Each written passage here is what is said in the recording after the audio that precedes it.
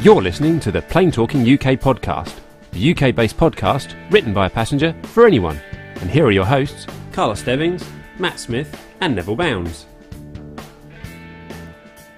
Well, hello and welcome to episode number 191 of the Plane Talking UK podcast.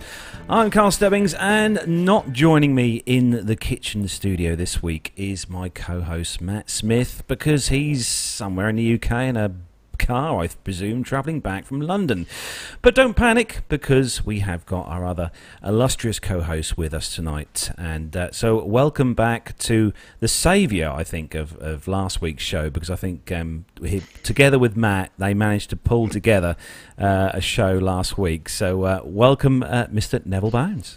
Well, thank you very much. Yes, it was a bit difficult, wasn't it? What with your connection from Dubai not being great, and then me having a power cut here immediately afterwards, so that wasn't very clever. So we managed to piece something together on Sunday. But anyway, all's good. Hope everybody is well, and hope you are due to be recovered from your trip, Carlos. I'm sure we'll hear a bit about that later on.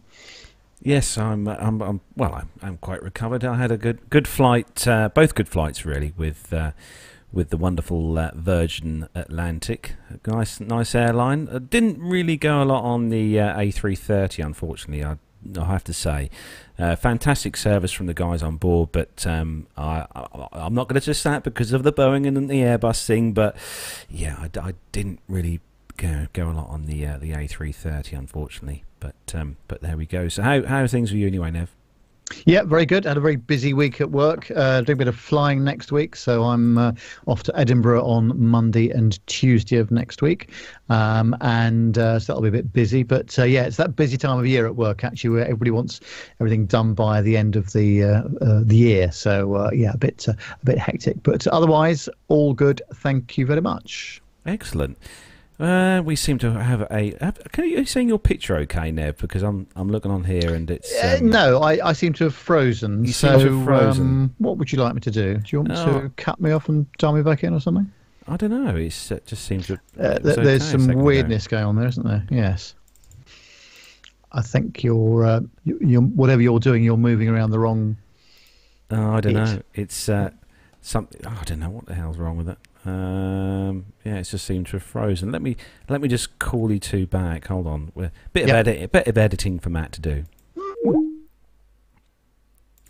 Oh God! Well, there you go. Look, guys, it's just amazing that it would just happen like this, wouldn't it? So we're going to call them back again. Here we go. Yay! That's better. Hello. All working okay now? Yeah, we seem to be okay now. I can't see you, Carlos. No, that's I've fine. just got the logo. That's fine. I've turned the camera off.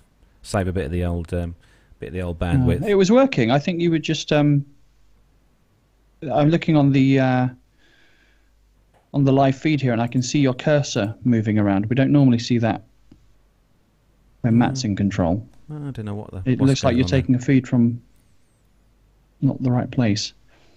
No, it seems okay now. Okay. Nev? Yeah, I'm still here. Oh, good. It wouldn't be a show without Matt, let's be honest, without some kind of technical hitch, really. I think it actually adds something to the show when there's a technical hitch. Definitely. There we go. I think I've got it working properly now. Good. So, as you probably heard from the voice there, we have got another guest host with us, joining us on the show tonight, and he's been a bit of aloof for a while. We haven't heard from him for a while. So, welcome onto the show, Pilot Pip. How have you been? It's an outrageous accusation, Carlos. But yes, thank you. Hi, everyone. I've been well. Thanks very much, and thanks very much for inviting me on. I'm freshly back from Lisbon. Spent all this week down at SafeJets HQ in Lisbon doing all sorts of training, bits and bobs. And back now, just about. I came this close to missing my flight back to Heathrow yesterday. Embarrassingly, was sat up in the lounge enjoying my sandwiches and iced tea. Not a care in the world, and I happened to glance at my watch, and it was 10 minutes to departure time. So I immediately threw my sandwiches away and sprinted across Lisbon Airport and just got to the gate. in time. But as it turns out, the French air traffic control was in full effect. So we sat there on the aircraft for about 45 minutes without any air conditioning. So I needn't have bothered, but I got there all sweaty and stinky. So apologies to my fellow passengers because I was probably a bit pongy. What was the but airline? Made it home eventually. I say, what was the airline of choice, Pip? It was TAP. Okay.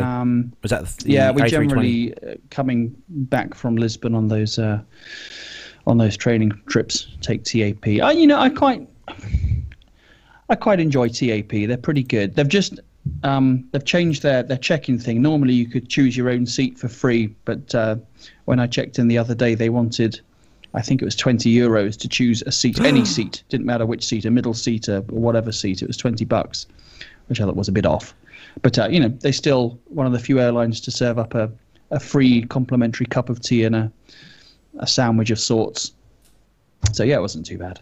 Oh, good. Well, thanks for joining us, Pip. You're going to have to. Oh, my pleasure. Always. You're going to have to. Well, we're going to have to do a Nev's passenger experience with Gemma after her experiences with Salam Air. I think that's on the cards, Nev. Yeah. Salam Air, is that a one you just made up, or is that a real airline? No. That's a real airline. She Really? flew internally from Dubai to Oman with Salam Air, and they operate 3 A320s. And needless to say, they were fairly empty going out and coming back last week. But it's one of those obscure airlines that no one's ever heard of. But yeah, so we're going to say a huge welcome to everyone who's joined us in the chat room. Loads of people joined us in the chat room tonight. Barbara Parish, we're going to run through. Liz Piper, Barbara Parish, Masha. We've got Mariana. True Aviation is in the chat room. Rick Bell. Greetings to you, Rick. Shorty Crosgrove. Going Jeth Braithwaite. Pilot Pip, he's in the chat room. Mark Harvey. And who else we got? I'm just scrolling down the list. Falco from Germany. Greetings to you.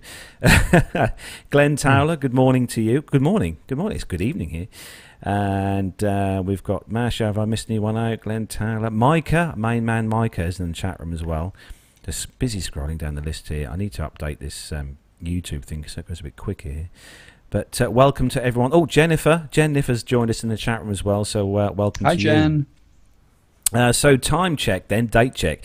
It is the 17th of November 2017 and the time is coming up to 7:10 in the evening. So Matt, we'd nearly started roughly on time, minus the technical faults and stuff. But we've got loads of news to get through this week and bits and pieces. But first, Nev, I do believe we have got a piece, or a slight bit of housework to sort out before we start.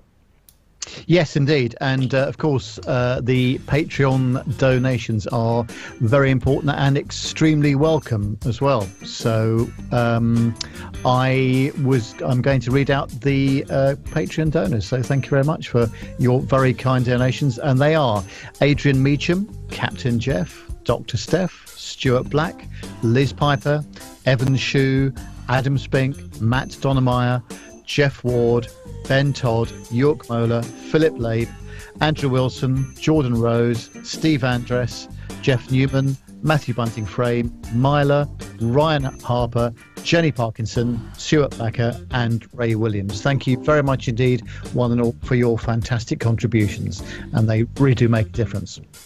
Yes, it does make a big difference to the show, and it helps to fund the various hosting fees and website fees and stuff, which we have through Libsyn, which is one of the companies that I think nearly all the podcasters use online is Libsyn. And yeah, it helps to get us to various air shows in and around the UK as well, and bring you some great interviews, which I have got some great interviews from Dubai Air Show actually. I got 3 good interviews actually from there. What a fantastic show, though, guys. Honestly, I wish you could have been out there with us. I think you would have both thoroughly enjoyed it. Pip, what do you think next year? Do you fancy joining us?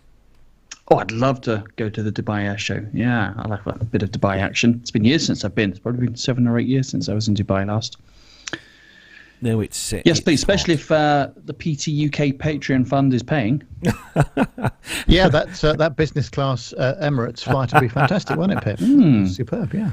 Oh dear! After sampling the first class suite on the new 777-300ER, I need to have a look and see how much that costs to have a seat on that, because it was really. I wouldn't bother looking, it was so nice. Do you know what they have? They actually have a 32-inch flat screen TV in the first class suite in the new 777-300, and it's like the bar pops out from the side with drinks and stuff in, and there's like rather than having a call button which you press to get someone to come and serve you or bring you food or whatever, that they have a Skype call system installed, so you can just video call a flight attendant to bring you whatever you want. So it was definitely an eye opener.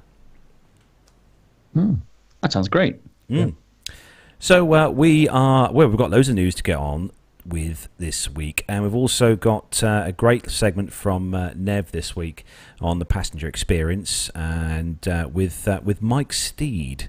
So that's coming up a bit later. We've got some military news this week. So there we go, Jonathan Warner. It'll keep you happy with some military news, and we're also going to sort of, well, not announce, we're going to try and come up with an idea, because we are going to have a Christmas competition this year, as we normally do every year, and we're going to have a bit of a brainstorm between the hosts this week, and we'll probably bring you some details on that in next week's show as to how you can win, and what we're going to do, Nev. How hard are we going to make this for the listeners?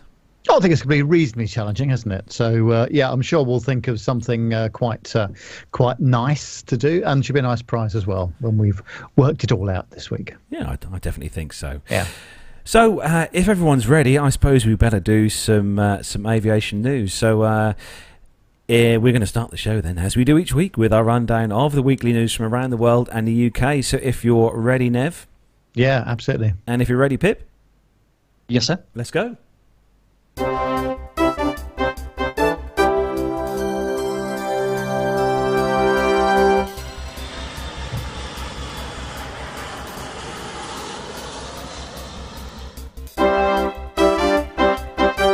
So, kicking off this week's first news story, this one is on the BBC News website, and it's a story that Nev picked up on this afternoon, and I think pretty much everyone in the UK has heard about the story. It's sad news indeed of a aircraft and helicopter mid-air crash near Waddesdon. I think that's is that how you pronounce that one? Yeah, that's it. Yeah. Waddesdon, yeah. So an aircraft and a helicopter have crashed in mid-air over Buckinghamshire, with a number of casualties reported. Emergency services were called to the site near Waddesdon Manor near Aylesbury at 6 minutes past 12 this afternoon. The Air Accident Investigation Branch, the AAIB, has sent a team to investigate. A Wycombe Air Park spokesman said both aircraft came from the airfield near High Wycombe. The AAIB said the plane involved was a Cessna. South Central Ambulance Service said it received a call for a mid-air collision between a helicopter and a aircraft in Upper Winchenden near Aylesbury. It said there have been a number of casualties at the scene, but at this stage that's all they have to confirm. Thames Valley Police said the priority was saving lives, and the force said there was expected to be disruption in the area for the rest of today. Mitch Misson, an off-duty firefighter, witnessed the crash from his garden. He said he looked up and saw as both collided in mid-air, followed by a large bang and falling debris. He rushed to get his car keys, and en route called emergency services, who continued to give updates to as to its whereabouts. Unfortunately, he wasn't able to locate the actual crash site, but directed police, fire and ambulance crews as best he could, and once they were on the scene, he returned home after that. 7 fire appliances from Aylesbury, Haddenham, Oxfordshire and Berkshire are at the scene as well. A spokesman for the Bucks Fire and Rescue Service said it had sent fire engines as well as urban search and rescue vehicles. He said there are 30 fire service staff there from all counties working alongside police, ambulance and the AAIB. And he understands as well that the crash has happened in a wooded area near the Manor House. The Thames Valley Air Ambulance, 2 ambulance crews, 2 ambulance officers and a rapid response vehicle were also sent to the scene. Hayley O'Keefe from the Bucks Herald said on Twitter a plume of smoke could be seen close to the Waddesdon Hill after the crash.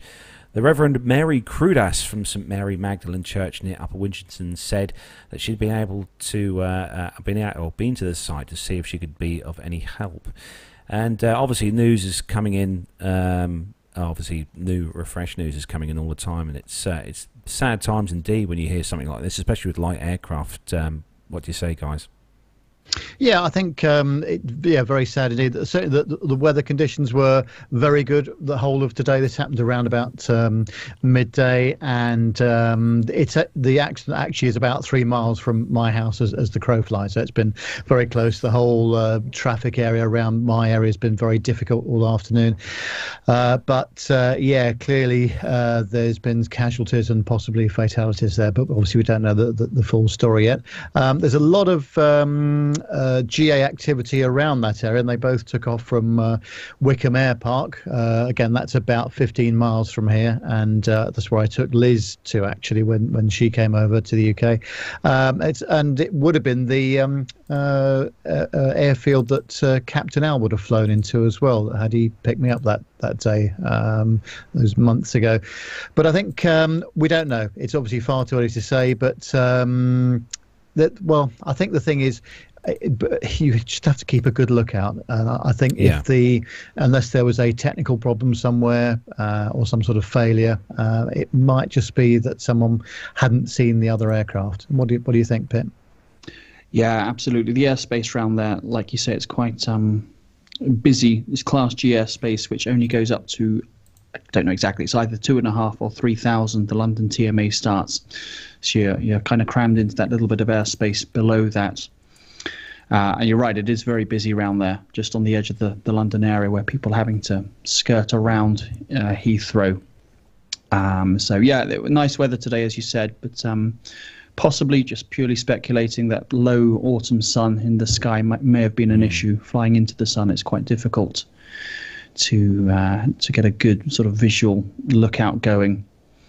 Just unfortunate. It's see and avoid rules around there, but it's not always possible. The only sort of factual thing I can add to that is from various sources I've gathered, the helicopter was a Cadbury G2 helicopter, a 2-seat single piston-engined helicopter, both belonging to flight schools at High Wycombe Airfield, rather than privately owned aircraft. They were both school aircraft. I think one of the things you're taught when you learn to fly, and this, Pip, as well, is when you're flying VFR, is that you're all eyes open everywhere. You've got to keep a massive look around, and one of the things that the instructors always install in your head whenever you make any move, any turn, descend, or anything at all, you're always looking around before you even attempt to make any turns or any moves. Yeah, absolutely right. But it's easier said than done, as you know, Carlos. Yeah. You need 4 eyes at least, eyes in the back of your head, and exactly more if you possibly can. Yeah, definitely. So moving on to the next story then, and Nev, this one's for you. It's on the Birmingham Mail website, and it's about British Airways, which I always like. And BA City Flyer is visiting Birmingham at the end of November as part of a campaign to recruit new captains. The airline is holding an open day at the Hilton Metropole Hotel in Birmingham on Monday, November the 27th, seeking pilots to operate flights on its growing network. BA City Flyer is the leading airline at London City Airport, operating a fleet of 20 Embraer 170 and 190 aircraft to more than 30 destinations throughout the UK and Europe. They began flying from Birmingham Airport in May 2017 for the first time in 10 years. And together with the new services from Manchester, Bristol and London Stansted, the airline currently operates 58 routes to business and leisure destinations across Europe. The Birmingham event aims to attract experienced direct entry captains to join the growing business. These new captains will operate services out of one of the airline's 2 main bases at London City and Edinburgh. On the day, BA City Flyers Head of Operations, Captain Steve Cook, will be on hand to discuss the airline, career, lifestyle, selection and application process, together with fleet managers and representatives from rostering and HR. Captain Steve Cook said, as BA City Flyer continues to grow, we are recruiting captains to play an important role in our continuing success. As an airline, we have a proud reputation for safety and highly trained professionals, and we're coming to Birmingham to search for exceptional individuals to join us. As well as an impressive training record, new captains will have a passion for delivering top-class customer services. And Steve added, our customers are at the heart of our business, and it's important that all new crew combine their flying skills with people skills and understand the importance of excellent onboard services. BA City Flyer currently has 215 pilots, 104 captains and 111 first officers. The airline is also one of the biggest employers of female pilots, representing 15% of the workforce in total, including 8 captains. So that's a good news story. But I've just got a quick question to ask Pip, actually. This is quite unusual, isn't it, to have direct entry captains these days? There seem to be fewer and fewer opportunities for this kind of thing. Yeah, I suppose most opportunities are not direct entry captain, but it does happen occasionally. I'm a little surprised that City. What are they calling themselves? City Flyer. Sorry, they change their name every couple of years. It's hard to keep up. I'm surprised they've not got an adequate pool of FOs, especially considering those numbers. There were more FOs than captains, I think you said, which is again slightly unusual. Most airlines tend to be captain heavy. So I'm not sure how those FOs feel if they're being jumped over for command positions. But it's business needs. Do you know at BA City Fly they're always recruiting, always. There's always ads in the paper, so I'm not quite sure what it is that's not attracting people. It should be stated that BA City Flyer is not British Airways. If you go to BA City Flyer, you stay in BA City Flyer. If you want to move to British Airways, then you're just going to have to apply to them like everyone else. There's not really any crossover between them. They are 2 separate companies. Yeah. But yeah, good for them. It's a nice opportunity. I wonder perhaps if they're specifically targeting some of those Monarch guys, perhaps, who are still hanging around Birmingham looking for a job, perhaps. I don't know. Yeah. So do SafeJets offer a similar thing then, Pip? Can you go in as a captain direct, or do you have to start off at the bottom? No. You start off at the very bottom of the seniority list and work your way up. In fact, we're recruiting at the moment. If anyone out there is interested, for the first time in like a bazillion years, we are recruiting for a very small number of pilots. But it's good news, picking up. So moving on to the next story, and Pip, this one is all for you. Excellent news. Let me stall just for a few more seconds while it loads up. This is from the NY Daily News. I guess that's New York Daily News. Southwest airline pilot arrested with loaded handgun at the airport. My. A Southwest Airlines pilot was arrested Wednesday morning after he tried to sneak a loaded weapon past security at St. Louis Lambert International Airport. Transportation Security Administration officers found a loaded Smith & Wesson M&P Shield 9mm pistol in the first officer's carry-on bag, a TSA spokesperson said. The man, 51, was arrested for unlawful use of a weapon for carrying the handgun, which was loaded with several rounds. TSA contacted local law enforcement, who confiscated the gun, arrested the man, and gave him a big spank on the bottom. The story goes on. Firearms may be transported in checked baggage as long as they are declared to the airline in a proper carrying case and unloaded, but they are prohibited from carry-on luggage, according to the TSA. It's unclear if the man will face criminal charges, but he could face civil penalties. Southwest Airlines acknowledged the incident but did not identify the pilot. And they said, we're aware of the situation involving a Southwest pilot at St. Louis Airport. We are currently working alongside the appropriate authorities to gather more information. We have no further information to share at this time. And the pilot was apparently scheduled to fly to Las Vegas. So I almost don't know what to say. We a silly boy. When it comes to guns, we have a totally different approach to them in this neck of the woods, in this end of the world. But guns are very common over there, and whether this guy deliberately tried to sneak one through, as the story suggests, or he just forgot, had it in his bag, it's just crazy to me that you could have a gun in your bag and forget about it. But maybe so. I really have no idea. Nev, any thoughts? Yes. You don't. I'm guessing you don't generally tend to carry loaded handguns onto flights and stuff like that. I bet he's got one on him now. Well, actually, yes. I'll just make sure it's safe. Yeah.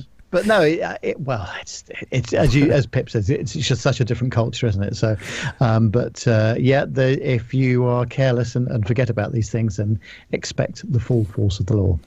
I might add, actually, that I went through security at Heathrow this time, and I didn't beep when I walked through the little door, the archway door thing. It's the first time in I don't know how many years I haven't actually beeped and sent all the lights flashing. So I don't know what was wrong there. Obviously, scanner's not working properly. I don't know. Might be.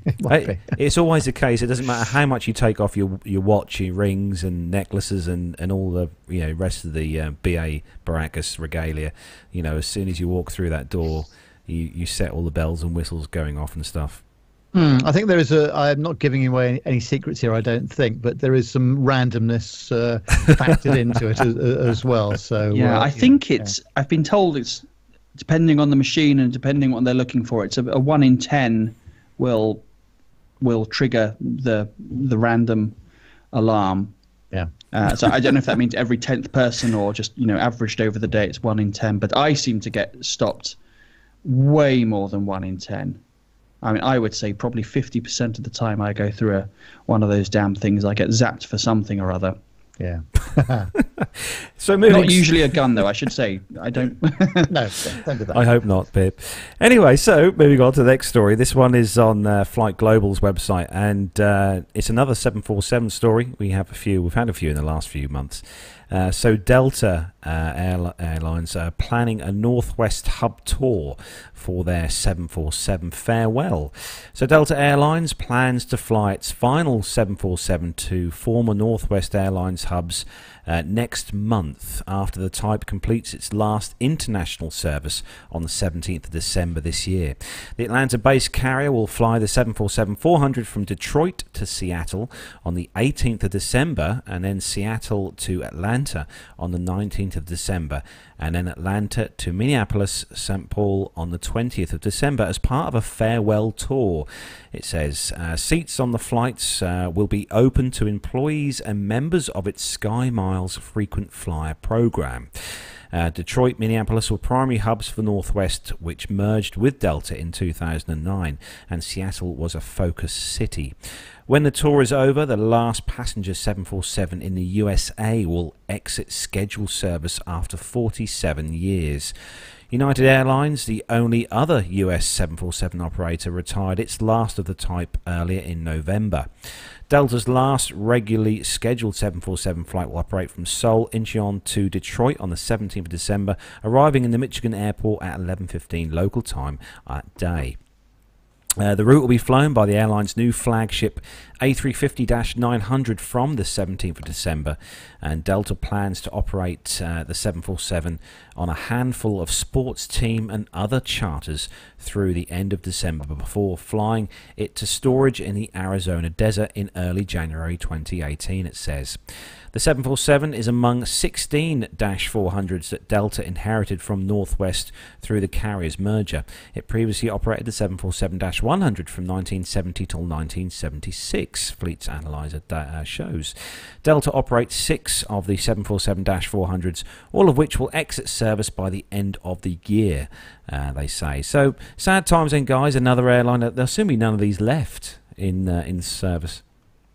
Yes, the Queen of the Skies. It's that time, isn't it, where there's more modern equipment around, and of course it's all about the fuel cost and maintenance cost, I would imagine. So that's United doing their retirement stuff and Delta. BA will be going for a little while yet. They've just refurbished some of their 747s to get some more life out of it. But it's a big shame, isn't it? And it's still one of the classic aeroplanes. And the people that I know that have flown them say it really is a great pilot's aircraft. Yeah, it is a shame. Have you had the chance to fly on the 7.4 Pip? Oh, many times, yeah. Yeah. Usually back from Moscow, BA used to run a 747 on their afternoon flight back Moscow to London. I don't know why. It's only like a 4-hour flight at the very most. But and it was often empty as well. So I'd have a nice 747 all to myself. But I never got on the top deck, unfortunately. But, I think there's still time. We're going to have 747s around for quite a few years to come. I wouldn't start shedding a tear quite yet. Certainly here in Europe anyway. Like Nev says, BA are going to have them for a while. Not sure how long Virgin are going to hold on to theirs, but there'll be some around. Even in the cargo version, Cargo Lux and Atlas and others still have them. But it will be a shame when it goes. It's just it's a masterpiece. It's a classic. I think it's a shame the Dash 8. Nick will be poo-pooing me right now, but we all know Nick is secretly a closet aerosexual. He wants to get his hands on one as much as everyone else. Oh dear! No, I did. I mean, I've only flown on one on a 747 once, and that was last year with Virgin on to Vegas and back. That's the only time I've flown the 747. So I'm glad I did, because at least I say I can say I've flown on the 747 at least once. Nev, did you say you have or you haven't had a chance? Yeah, many times actually. Usually to Las Vegas when we have our exhibition out there for our industry. But I've also flown on the top deck of an Air New Zealand flight from Heathrow to LA as well. That was a very nice service. So it's just such a great aircraft, and for considering how it's getting on a bit now, the noise levels in the cabin were pretty reasonable actually. So I think maybe quieter than your 330 experience the other day by the sounds of things. Yeah. For anyone listening who has any views on the Airbus A330, am I just the only person who thinks this is an incredibly loud aircraft to be when you're in the cabin? It might just be me. But we had a few comments in the chat room. Glenn Towler said that the 747 freighters will be around for a long time. Very true. And Lane Street has said that Korean Air just took a new 747-8 Intercontinental a few months ago, and so that'll fly obviously for many years to come. Andrew Wilson's a bit sad in the chat room. He says he'll probably never get a chance to travel on a 747, which is a shame. Oh, I think you should make the effort, Andrew Wilson. You'll regret it. It's it's like the Concorde. I mean, I would love to have flown on the Concorde, but it didn't even occur to me at the time when it was flying, even when it was, being phased out. But opportunities missed and all that. So grab it now while you still can. Exactly. Yeah, definitely. That's my advice. Definitely. So Nev, next story. A bit of a shocking story, this next one. Well, for you, Nev. of course, and you know what the Daily Mail's like for over-exaggeration here, and it's been written just in that fashion as well. And the headline is "The Not-So-Friendly Skies. Terrifying moment, commercial plane is struck by huge lightning bolt just moments after taking off." And it says, I'm glad Matt's not listening to this, if you suffer from a fear of flying, look away now, because this is the dramatic moment a commercial carrier suffers a direct lightning hit just moments after launching into the skies. They did that, but footage shows the commercial carrier being struck mid-air whilst carrying countless passengers from Amsterdam's Schiphol airport. Thankfully, the KLM aircraft, a Boeing 777, successfully continued its journey despite the electrically charged weather system. In fact, as reported by RT.com, the plane is said to have landed on time at Lima Airport some 12 hours and 40 minutes later. It's incredible, isn't it? The Mail Online have contacted a representative for KLM, but are yet to receive a response. The footage, which was sourced by Valk Aviation, was uploaded to YouTube on Tuesday and amassed an impressive 140,000 views in just one day. Naturally, many of the commentators were impressed with the airplane's intelligent design which allows it to withstand such strikes. One viewer, Dan, simply responded, "What an absolute beauty," whilst another, Lux Aviators, posted, "That was amazing, and what a lucky catch." And there's various pictures of the plane sustaining a lightning strike. And it says that, fortunately, most Boeing planes have a composite fuselage rather than metal, and its embedded conducting material is designed to absorb a lightning strike. Although it may sound a terrifying prospect, commercial aircraft around the world are bombarded with bolts of lightning every single day. According to experts, in an average year, any given airline can expect to be struck at least once on its travels. Typically, those on board often fail to notice that the plane has been hit at all, or experience nothing more than a quick flash. Fanar. The worst air tragedy relating to a lightning strike occurred in the US state of Maryland in December 1963. 81 people died after a bolt of lightning ignited fuel vapors and caused an explosion that brought down a Boeing 707 operated by Pan Am.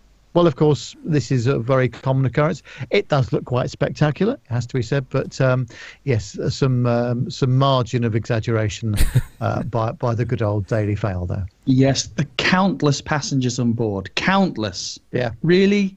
Maybe says something about the average Daily Mail reader that they can't count to 200. Yeah.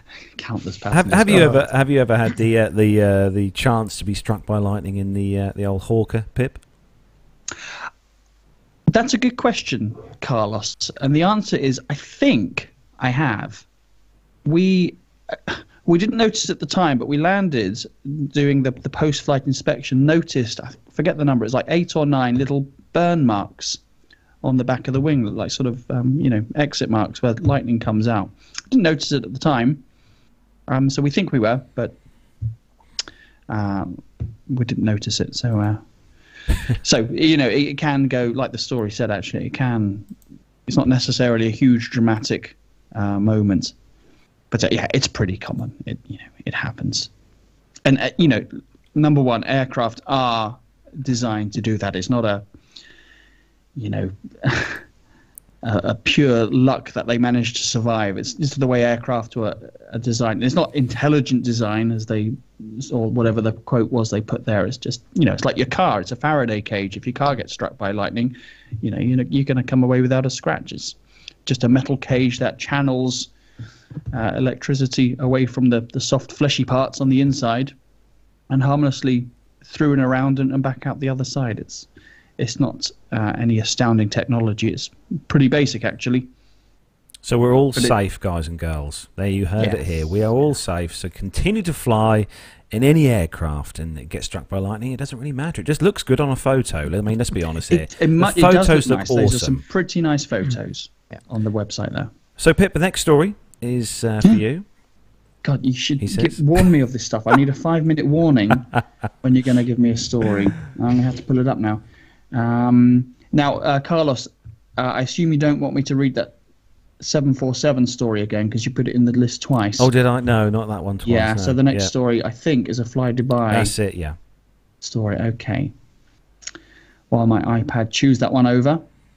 This is from flightglobal.com. And the headline is, Fly Dubai commits to 175 737 MAX aircraft. More than 50 of the first 175 aircraft to be delivered will be 737 MAX 10s, says Boeing. The remaining order will comprise... Oh, sorry, I missed the first sentence. Do you want to edit that out and I'll start again? No, carry on, Pip. It's good. It's good to have a bit of Sorry, the first sentence said, the deal announced at the Dubai Air Show is valued at 27 billion list prices, and more than 50 of the first 175 aircraft to be delivered will be 737 MAX 10s, says Boeing. The remaining order will comprise of MAX 8s and MAX 9s. All variants of the jet are powered by the CFM International LEAP 1B engine. Fly Dubai took delivery of its first 76 737s MAX 8s from its earlier order in July and will have 6 by the end of the year. The remainder of these aircraft are due for delivery through 2023. Flight Fleets and Analyzer... Oh my God, I can't say that. Flight Fleets Analyzer shows that the low-cost carrier holds options on a further 25 of the aircraft. We welcome the continuation of our long partnership with Boeing. Their aeroplanes have provided a foundation for the success of our business model, providing us with the operational flexibility and range to build a network of 95 destinations in 44 countries, says Fly Dubai chairman Sheikh Ahmed bin Saeed Al Maktoum. Well done, Pip. I thought I did rather well there. That's the end of the story. So, yes, lots of new Boeings for Fly Dubai. I have to say that I was lucky enough to get on board the Max at the Dubai Air Show last week, and had a little look on the Max inside, because they've obviously got this all kitted out with their there's a economy and then there's a business section at the front of the aircraft, and I have to say actually that their business class seats are actually quite nice. Just how they've managed to cram in that much comfort onto a single aisle 737 is really good. And also looking at the economy section as well, the legroom and the seats and stuff in the economy section on the Fly Dubai version was really good. I was quite impressed actually. Had a little look on the flight deck and checked out there, and it's they are a really nice aircraft actually. Very very impressed. So what's the difference between the Max 8, 9 and 10, Carlos? Well, is it just slightly a size bigger thing? Size thing. It's a size thing, yeah. Okay. Nev, hello. Oh, sorry. Oh, you're still? Yes, Yeah, still there. I'm still here. Yes. He's still there. Yes, presumably seating and cargo capacity and max takeoff weight, I would think. Yeah. Well, as always, I'm sure the seating is down to the individual airline. So whatever you saw at the Dubai Air Show, Carlos, may not be representative of what they actually stick on the final product. But this one was a revenue service flying one. This was an actual. Oh yeah. Yeah, it's their first one they had. It was it'd been used slightly, although it still had that new aircraft smell. They say new cars have a new car smell. This definitely had a new Boeing smell. I think we'll call it. Boeing smell. Do you think that's different from a new Airbus smell? No comment. Not while Nick's not in the chat room. Boeing smell of fried food and chicken, and Airbus smells of Beaujolais and Millet Fignon. So we're gonna move on to the next story, which I was going to read, but you've got to subscribe, unfortunately. So that was a bit of a snafu from me. So we're going to have the next story is on the Time Money website, and frequent flyers say this airline has the best miles program. So if you're looking to make the most of your air travel, you may want to start booking with JetBlue. The airline's True Blue Rewards program topped J.D. Power's 2017 Airline Loyalty Program Satisfaction Study, which was released on Wednesday, and highlights the airline loyalty programs that customers feel go above and beyond the competition. According to the study, customers want a miles program that allows them to use rewards outside the airport, in places such as restaurant, retail stores and car rental counters. Flexibility in how miles are redeemed is valued by JD Power travel practice lead Michael Taylor says in a statement. After all, if you win a pie eating contest, you may want to be rewarded with something other than a pie. Customers also care about getting quality rewards such as guaranteed low prices and flexible changes to policies, good account management and solid communication between the airline and its members, according to JD Power. JetBlue's True Blue program, which was followed in the study rankings by Alaska Airlines, Mileage Plan and Southwest Airlines Rapid Rewards, comes with perks including reservation flexibility, family plans and non-expiring points. It also allows customers to earn points and save on services through partner hotels, car rental agencies, ride-sharing services, and more. Now, I've got to say, I'm part of two, or member of two miles gathering kind of things. One's with the Emirates, and the other one is with Virgin. both of which we've flown a few times in the last few years. So I've accumulated some miles, and I have to say, out of the two, the Emirates one is definitely the easy one to gain rewards with in regards to upgrades and stuff. And I actually had an email from Virgin this week to say that with the air miles that we've accumulated over the last 2 years with them, I've got a whole 38 quid to spend off a flight that I book in the next however many years. Wow, where are you going to go? Maybe New Zealand? I don't know. Fiji? £38. I know, it's amazing. So I'm guessing, Nev, you must be a frequent flyer kind of mileage chap with BA. Yes, but of course, as I've mentioned many times before, it's nowhere near as generous as it used to be. And I think actually this is the case with a lot of the mainline operators. So Air France, Lufthansa, SAS, certainly, Air Italia. So they're always trying to get more out of you. But I think the Middle Eastern carriers actually have done quite a good job in this area, from what I hear. And as you said, Virgin is actually quite. You can actually get up the status level quite quickly. The trouble is, I would never fly Virgin more than once a year, probably. So that's actually the main reason I'm flying BA. because I just do a lot of domestic European flying. So that's the way to get the points going, really.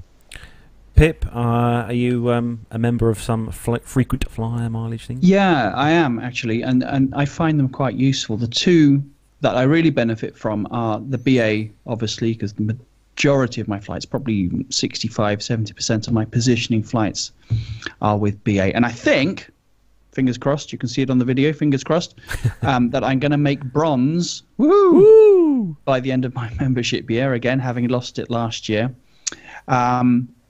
Now, what I like about the BA one, or the way I use it at least, is to save up the Avios points, or the air miles as it used to be called, and then use them for flights to the family. So I've got just about 100,000 at the moment, which isn't bad.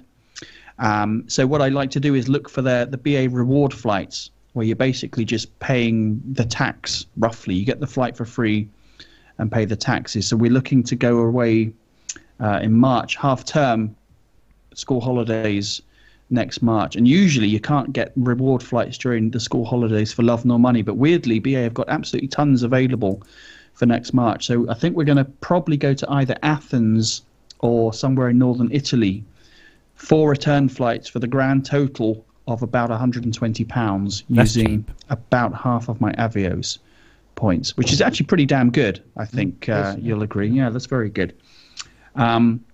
And then the other one I use a lot is the Lufthansa Miles and More scheme, because I have a Lufthansa-based credit card.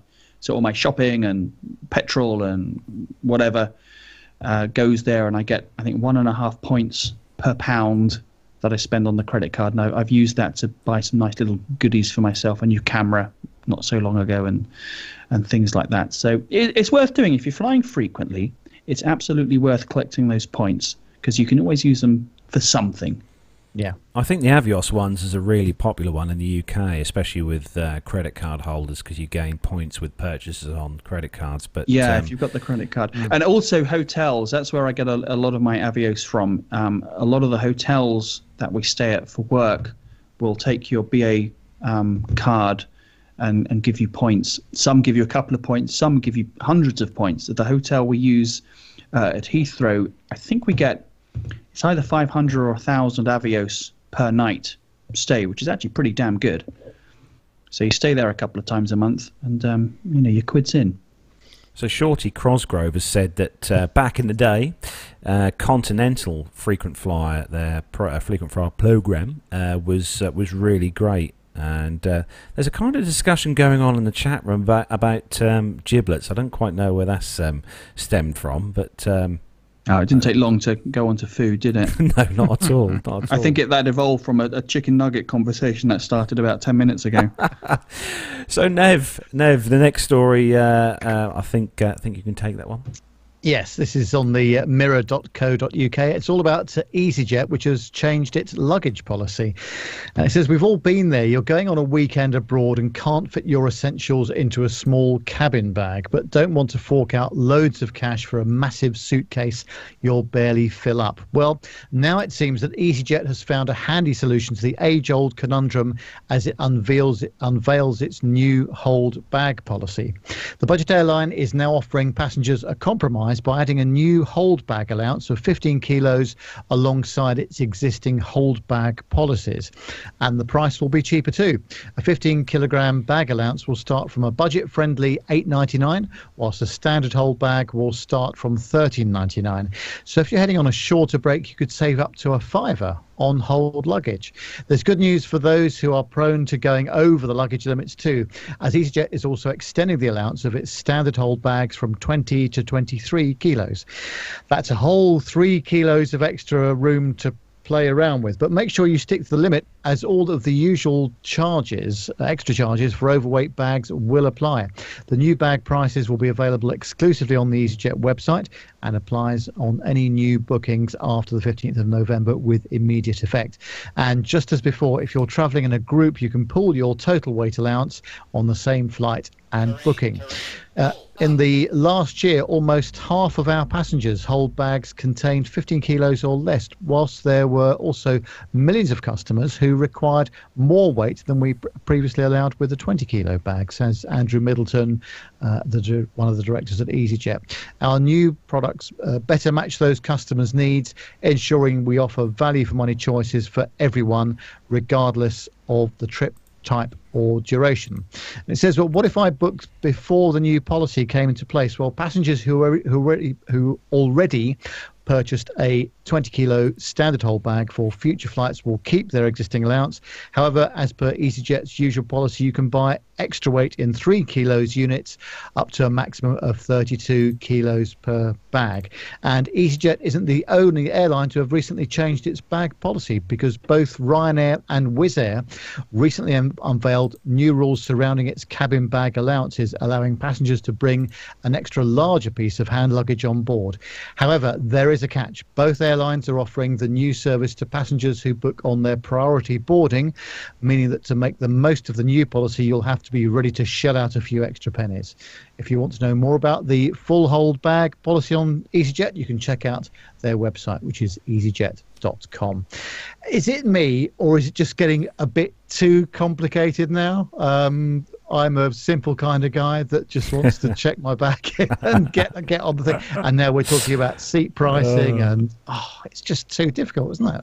I think having an increased weight limit is quite handy, for sure. I mean, we had a 23 kilo weight limit coming home with Virgin, and do you know what? Even there, we'd filled really, stuffed the suitcases, both suitcases up with lots of stuff, including lots of dates for me, because I love my dates, and stuff. Do you know what? I found it hard to get the case to weigh 23 kilos, and this is a hard shell kind of full size suitcase, and you've got to put a fair amount of stuff into a suitcase, heavy liquids, I suppose, and stuff, to get that to weigh 23 kilos. And even in it is quite heavy to lift, to be fair. But it's funny how the wives managed to do it quite easily, actually. Oh yes, with hand luggage cases especially, I think. Pip, yeah. I found recently that a sort of an outlook on a shift on your outlook of life helps a little bit. I used to get very wound up and aggravated and angry by paying for extra baggage and all the rules and regulations, but now I'm trying to take a more relaxed view of it these days and just think, well, if I want to travel a bit more comfortably, then I'll just pay a little bit extra. That's just the cost of having an easy life. Just move on and accept it is I find is a nice way to go. But actually, this EasyJet thing here, $13.99 I think was the price for a small checked-in bag. Come on, $13.99 in the grand scheme of things, I suspect for most people is not a massive deal. I'll tell you what, it's cheaper than Ryanair. Is it? Yeah. Well, there you go then. Yeah, it's definitely cheaper than Ryanair. And if you're getting the ticket for 15 quid anyway, and you've got to pay another £14 on top. So £29 for a flight to halfway across Europe. I can't even get a taxi to my local shopping centre for that. Big picture stuff. I have to say that the flights with the airline you've never heard of before, Pip Salam Air, for Gemma, it's only a half an hour flight from Dubai to Oman, and it was £100 return, which is fair. It's not too bad. But I tell you what, you get a 7 kilo allowance with your hand luggage, which 7 kilo is quite generous, I think, for hand luggage. Yeah. And what aircraft was that on, Carlos? That was on the A320. They've got 3 Airbus A320s. Sorry, you said that. So, And what was it like? Did Gemma have a good experience? I mean, they were very, very prompt on time, probably due to the fact that the A320 holds what, 179, 189? I don't know. I think it is something like that. It's around about that figure, but I think on the way out and on the way back, I think the aircraft was probably quarter full, which kind of helped. But no, it was a nice airline. She said they were. She said, this is probably going to come up in Nev's passenger experience. I think Nev and Gemma are going to sit and do an MPE segment at some point. But no, she thoroughly enjoyed it. It was nice. Quite a nice trip and stuff. For anyone who's travelling into Oman, you have to have a visa, which is probably the hardest and most expensive part of travelling into Oman, is purchasing a visa for £40 English, I will say, for just entry for 10 days. But it was a good airline. Yeah, she enjoyed it. But moving swiftly on, the next story is for you, Pip. I should have expected that. I'm not on the ball today at all, He's am I? not. Oh, well, this is a good story. This is a Ryanair story. It's got to be a Ryanair story, hasn't there? I know. I think it's the first one this week. And it's a good Ryanair story, sort of. Ryanair unveils flight gift vouchers for business, is the headline. And this is from travelweekly.co.uk. A new digital initiative offering flight vouchers for employers and employees is being introduced by Ryanair. The gift vouchers for business are available from denominations of €10 upwards to €500 and can be personalised with a greeting. How lovely. The initiative covers flights to more than 200 destinations across 33 countries. A spokesman for the airline said, Ryanair digital gift vouchers are always very popular at any time of the year, and now we're offering gift vouchers for business, the perfect gift for employers and employees. Ryanair gift vouchers for business are available in euro, pound, sterling and Polish zlotys and valid for travel across Ryanair's ever-expanding route network. So if you're still looking for Christmas gifts, or if you haven't started yet, as most sensible people will not have started shopping for Christmas yet, then look no further, because you could buy your loved ones a €50 Ryanair voucher, guaranteed to win their hearts. Nev, I think I've worked out what I'm going to get you for Christmas this year. Oh, bless you. Thank you very much indeed. But actually, this Ryanair story, I think, is quite interesting in the sense because, a lot of people, are forced to fly on the low-cost airlines for business. So, I think that might be interesting for some people. I'm not sure why they want to receive a gift voucher, mind you, but they are. I think I'm surprised more airlines don't do a kind of gift voucher thing. I mean, it'd be, for someone who's saving up for a holiday, to be given, if they're going to go on holiday with, I don't know, Jet2, and they, want some help in buying the flights, and someone gives them a couple of, £50 vouchers for some flights. I think it's a good idea. I'm surprised more airlines don't offer a kind of gift voucher type service. What do you reckon? Yeah, just give me the cash, thanks. Not that I'm an ungrateful little bugger, but anyone thinking about what they want to get me for Christmas, as I'm sure everyone in the chat room is. Ryanair vouchers. Don't get me a Ryanair voucher. Please. No, it'll be a BA voucher. We'll get you a BA voucher. We'll see. If anyone's listening from BA, drop the vouchers into to the post to us here at the studio. We'll Well, what about for your Christmas competition then? Giving away €100 worth of Ryanair vouchers. Is that a prize or is that the wooden spoon? Oh dear. That would be the booby prize. Yeah. That's what she said. No, I don't think that would be. Yeah, no. I think we could think of something more adventurous than that. Hey, Nev? Yes, we'll give it some thought this week, and we'll come up with a fantastic prize idea for next week. So, moving on to our penultimate story, then we have got a kind of top 10 kind of bit for the last part of the story. So this is on the Narcity.com website, and this new Canadian airline will sell $10 flights for its first 1,000 customers in 2018. So Discount Airlines may have had a rough start, but after years of turbulence, they may finally be able to take flight in Canada. A number of ultra-low-cost carriers have launched in the past year with names like Flair or Primera or Swoop making their way onto Canada's travel scene. But one discount airline is giving low-cost a new meaning. Canada Jetlines is a newcomer that dedicates itself to frugal travellers who seek ultra-low prices for its flights. President and CEO Stan Gedek even mentioned that the company aims to sell flights for the price of a pair of jeans, $100 or less. And the story goes on. It says that approximately 86% of the domestic market is controlled by Air Canada and WestJet. The presentation reads, the airline's planning to launch ticket sales in spring 2018, with operations beginning as early as summer 2018. Canada Jetlines is so committed to its ultra-low-cost philosophy that it's even offering $10 flights to its first 1,000 Canadian customers.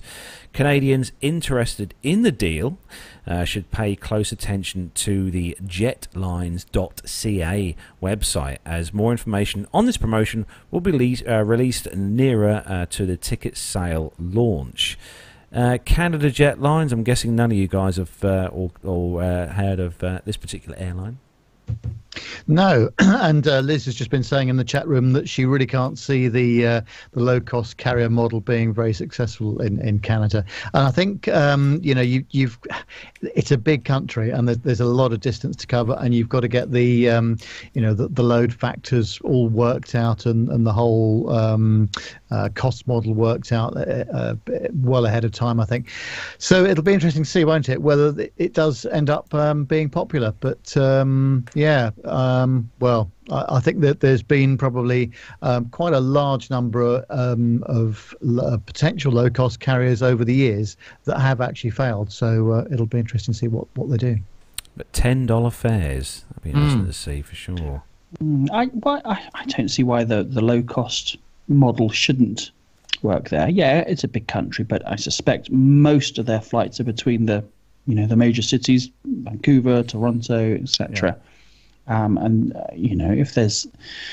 If the marketplace is there, if the customers are there, and there's no other alternative at the moment, I don't know what the airline industry is like in Canada, but if they've only got Air Canada and one or two others to choose from, if they've got a monopoly almost on that marketplace, then perhaps a handful of low-cost carriers might just do well out of it, shake it up a bit and, suck it and see. Good luck to them, I say.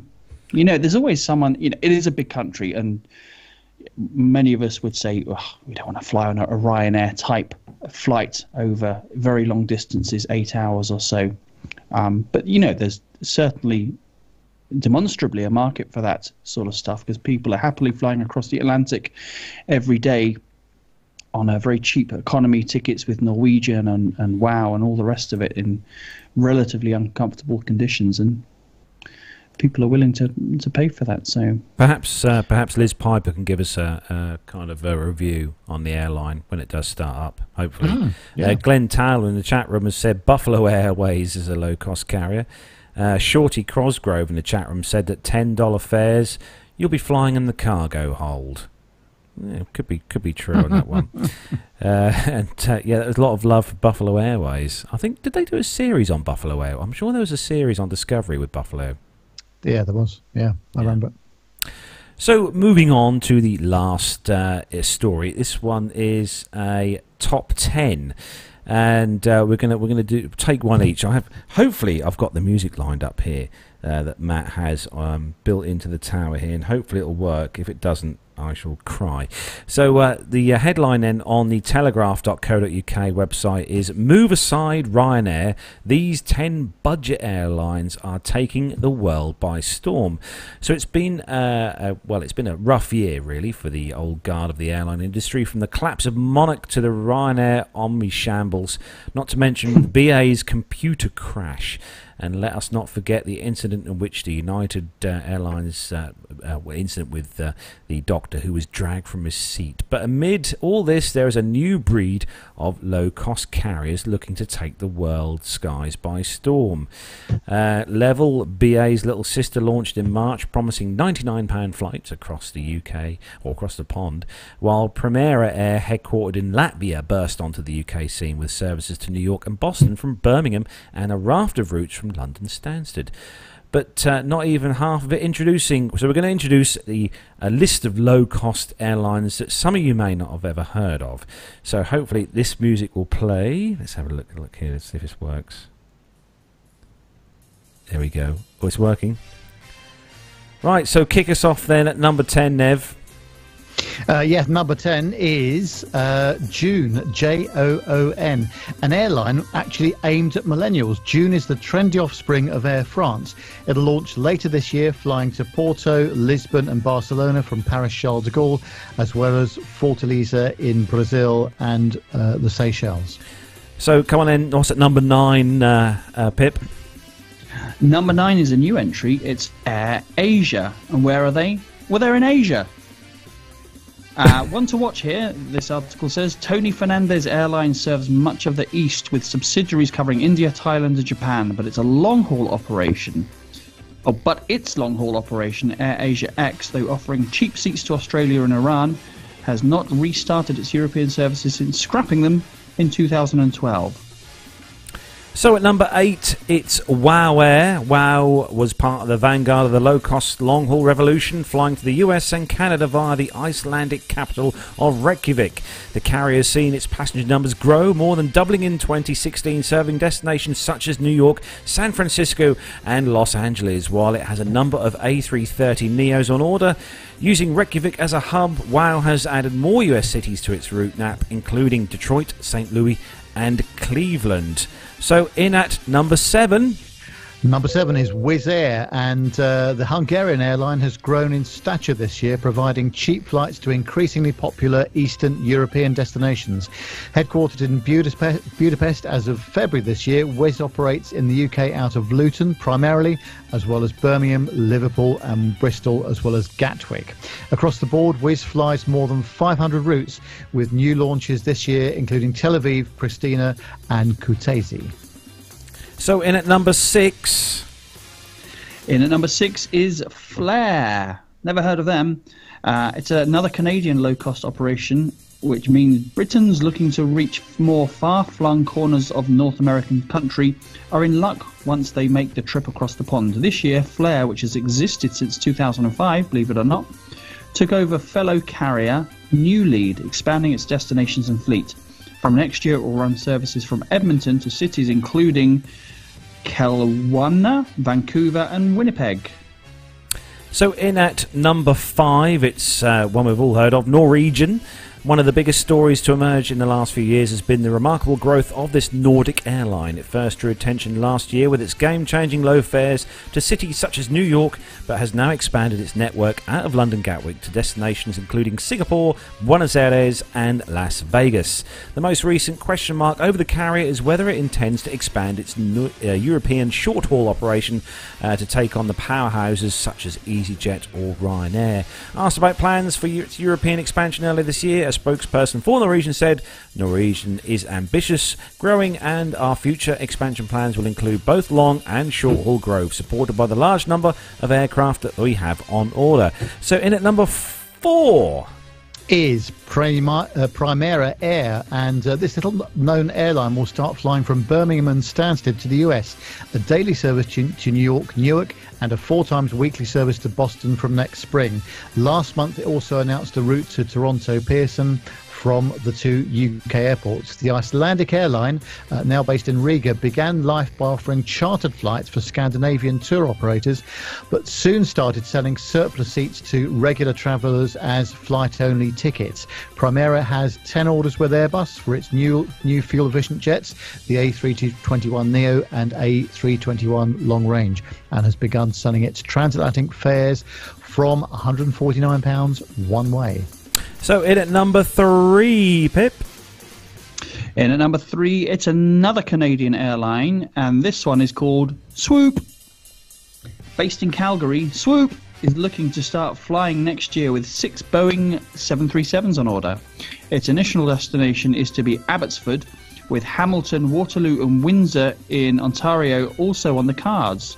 The WestJet-owned carrier will be going head-to-head with jetlines. That's Swoop.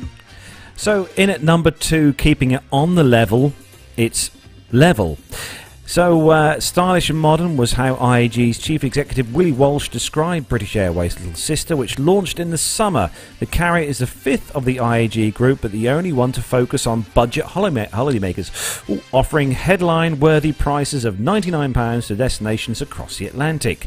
The catch is that the flights depart from Barcelona, but should you be willing to get yourself to Spain's second city, cheap seats to destinations including Buenos Aires, LA and the Dominican Republic await. Its 2 new Airbus A330 aircraft will be configured to carry 293 economy seats and 21 premium economy. And in at number 1, Nev, is Jetlines, and the North American newcomer says that it will sell the first 1,000 seats for $10, with standard rates closer to $100, or as its CEO Stan Kadek says, the price of a pair of jeans. Jeans come in all sizes, styles and prices, but these are going to be very affordable jeans, he says. So using new Boeing 737s, the airline is planning to focus first on a number of Canadian routes, including Nova Scotia and Ontario, and launch ticket sales next year with flights beginning in the summer. By 2019, Jetlines hopes it will be flying further afield to the likes of Las Vegas and Orlando in the US, as well as Cancun, Mexico and Jamaica. So lots of Canadian action there amongst the new low-cost carriers.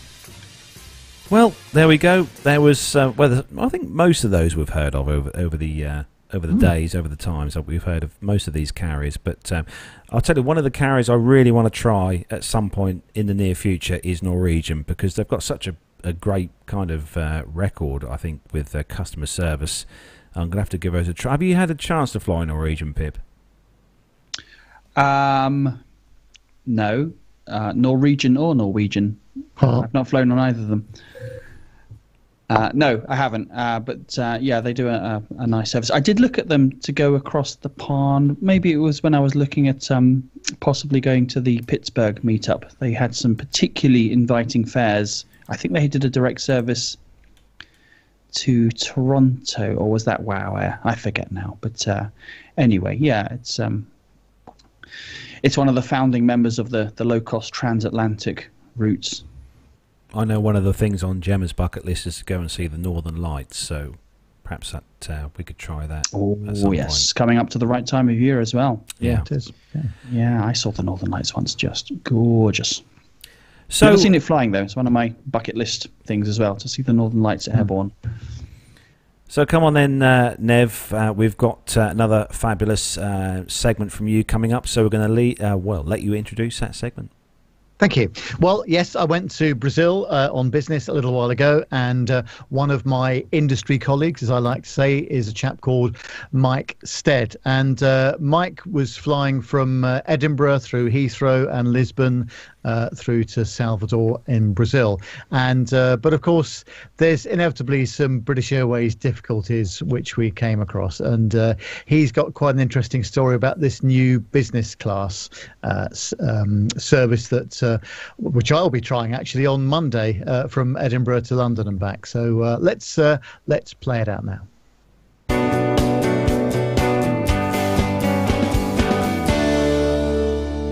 Hello and welcome to another Nev's Passenger Experience segment. Well, this week I'm in Salvador, Brazil, where I'm spending the week with my colleagues from the Global Presence Alliance for one of our regular summits. Almost everyone that has travelled here has a story to tell, as there are very few direct flights to this destination.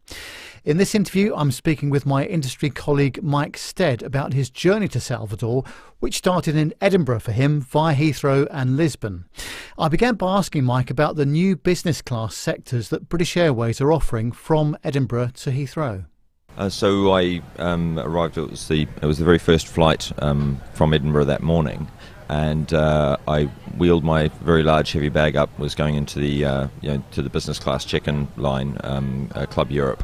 And a woman sort of looked at me, you called me over to her. She was standing as the gatekeeper, which you're used to. They want to make sure that the line's only being used by the business class travellers. Yeah. And she said, "Oh, what? Can I see your boarding pass, please?" So I showed it to her, and she looked at it and she said, "Oh, could you step over this way, please?" And pulled me away from from what was the empty business class check-in desk. And I said, no, I'm Club Europe. This is a business class flight. She said, yes, come this way. And I was led across the hall to a snaking queue, which was already about 20 deep. And I was standing there kind of a bit bemused. It was very early on, I hadn't had coffee yet.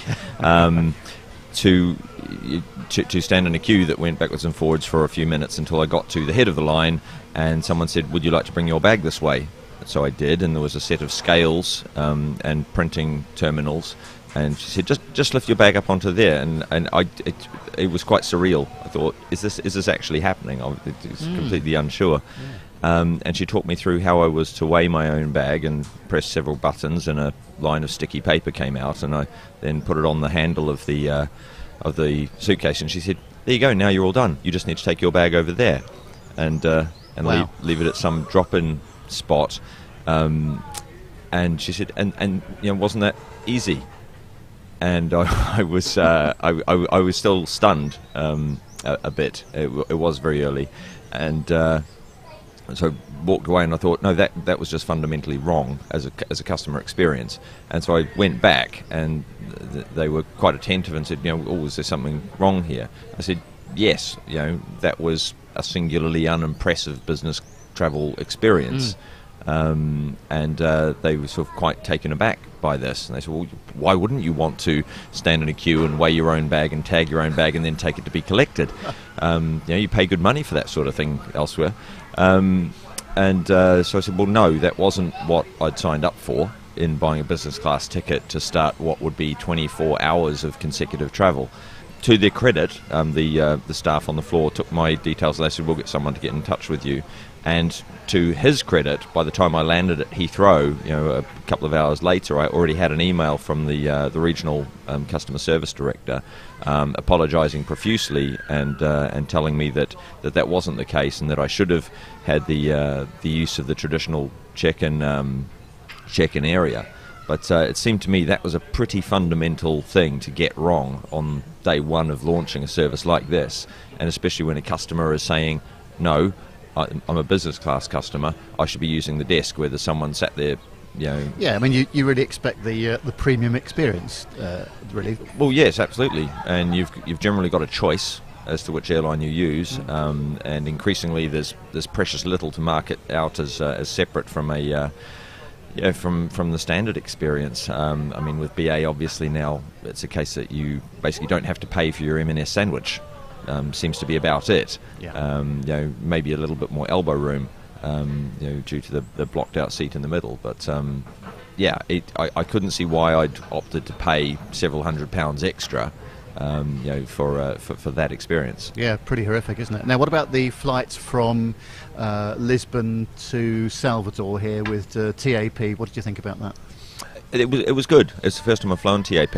I was pleasantly surprised. The process of getting from Terminal 5 to Terminal 2 took me about 12 minutes because the BA flight was delayed due to winds at Heathrow. So I basically managed to transit from getting my bag at Terminal 5 to checking in at Terminal 2 in about 12 minutes, which possibly may be a record, I don't know. Yeah, it was good. It was a bit tense. But after that, the experience of TAP was fine. I'd be happy to spend my personal money on that. Going through Lisbon, managed to find a bar and have a beer, all the important things, and and then the seat pitch seemed reasonably generous. I'm 6 foot tall, but didn't have any issues with comfort. I was able to work, even when the person in front of me reclined their seat, as they do on an overnight flight. I was able to use a 13-inch laptop on the tray without any problems. I only found out when I left the plane that there was actually a charging socket that I could have used for my phone. There was a USB port, which was just a bit well hidden. But no, apart from that, it was good. Yeah. And what about the general airline experience? You've done a lot of flying over the years. Where are we with it? Is it getting better? Technology's helping it get better because of the online check-in experience, ability to manage your schedule and that sort of thing. But it's fairly obvious that everyone's getting squeezed. Margins are getting tight.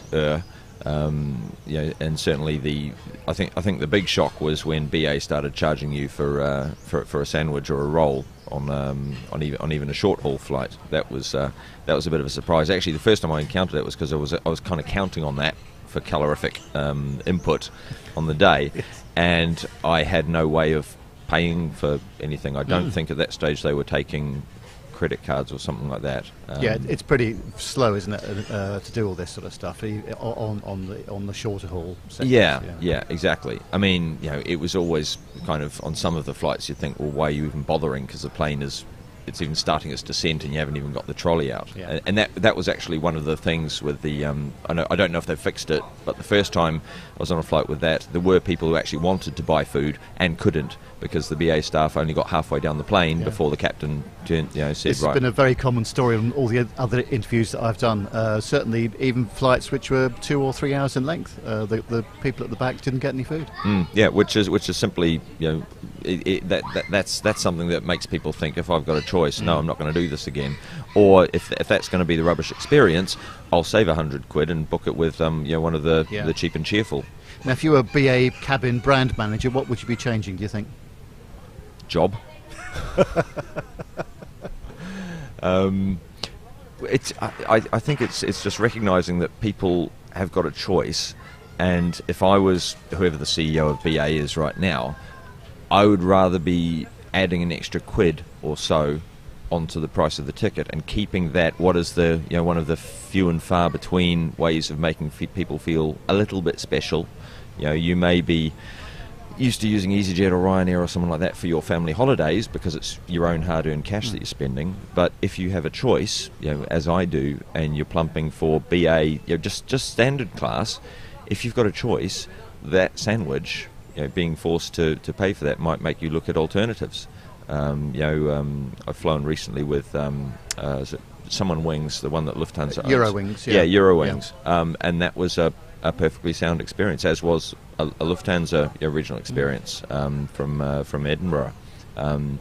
People have got choice, and for the cost of a sandwich, which not everyone even takes, they obviously know the metrics to the nth degree. It just seems like scrimping a bit. Well, great to talk to you again, Mike. Thanks ever so much indeed. No worries. Cheers now.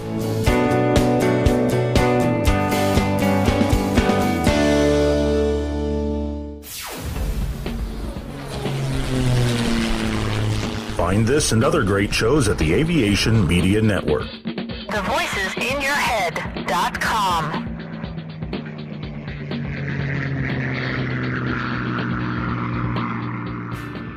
The Plain Talking UK podcast is a voluntary project that aims to keep you informed with the latest aviation-related stories from newswires across the globe. Producing our content does cost money though. If you enjoy our show, why not help us keep on the air by making a donation towards the server and website hosting fees through PayPal. Any contributions would be greatly appreciated. Are you an Amazon user? If so, why not do your shopping through the link on our website? There's no cost to yourself, and Amazon pay us a small referral fee on qualifying purchases. To find out more about the show and to meet the team, take yourself to our website www.plaintalkinguk.com, or find us on Facebook at facebook.com/plaintalkinguk, on Twitter via @plaintalkinguk, or get in touch via email on podcast@plaintalkinguk.com. Thanks for listening. Fly YB5823, Trent Dane for 23 Manchester, Wizz Air 6X, climb flight level 210, direct to Bretlands Park. United 123, maintain 280 knots. London 2TME, turn right onto Bravo, link, 21 join Alpha, hold at Mora, Speedbird 472, LOC/TME, approach runway 27 left, follow the green stand 544. That's enough air traffic control for today, Nat. Bedtime. Have you ever wondered what it would be like to fly a commercial passenger jet? Looked up at the sky and thought, I wish that was me? Well, now anyone has the chance to have a go at flying in a real aircraft simulator. NP Simulations and Flight Experience London, the only official Boeing licensed product of its kind in the UK, offer you the chance to fly anywhere in the world in their fixed base Boeing 737-800 flight simulator. And that's not all. Ground School London offers many different courses for the up-and-coming pilot looking for a start in aviation. With prices starting at just £109, the sky's the limit. So for the ultimate flight simulator experience, or engaging preparatory courses, including those for schools and colleges, check out the websites at www.london.flightexperience.co.uk and www.groundsschoollondon.com, or call on 020 300 40 616. NP Simulations. Fly your dreams.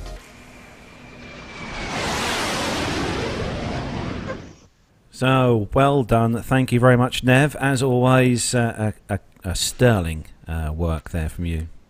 Oh, thank you. Yeah, glad you like that. And yeah, it's quite interesting. Unfortunately, I'm trying to find people that are really enjoying their BA experience, but some of them are few and far between, unfortunately. But I'll try and find a bit more balance in some future ones.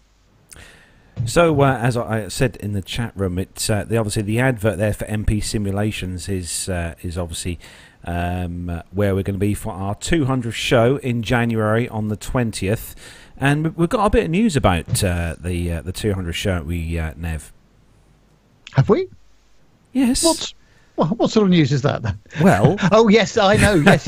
Oh yes. Sorry, I'm not with the program here. Yes, we do actually have a couple of spare spots available for people to come down. So we were very close to the limit, but we've had a couple of people that can't come. So that means we do have 2 spare spaces available. So if you would like to come down on the 20th of January, then please let us know at podcast@planetalkinguk.com, and we'll do our very best to accommodate you.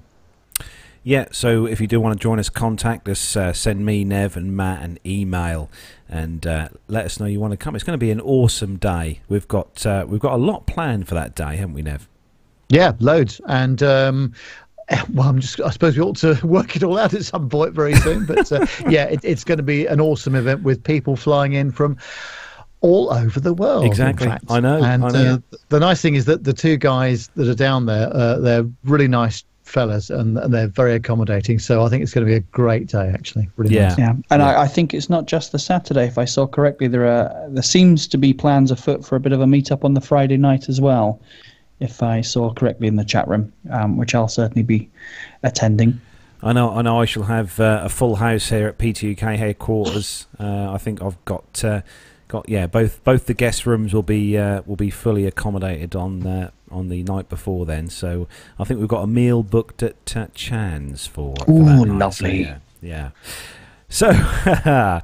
So anyway, yeah, as we said, get in contact, guys. 2 spaces left. If you want to join us, if you're listening to the show, obviously a lot of you guys listen to the show in the audio podcast.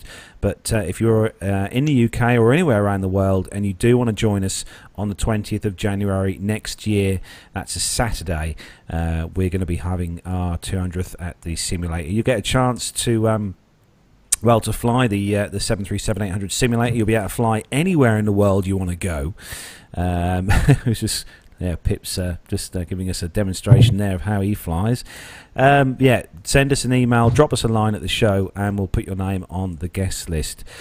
So I suppose we ought to do some military news. So I'm going to hopefully bring up the correct stinger for said piece. If I can find it. Here we go. There it is. So if everyone's ready. Yes, we are. Let's go.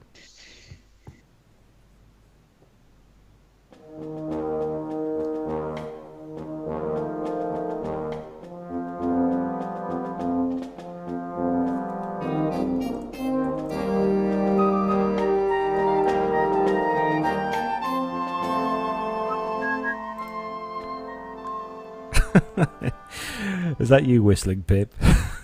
It was. Sorry. Oh, I love it. That's just proves we're so live at the live show. I don't know.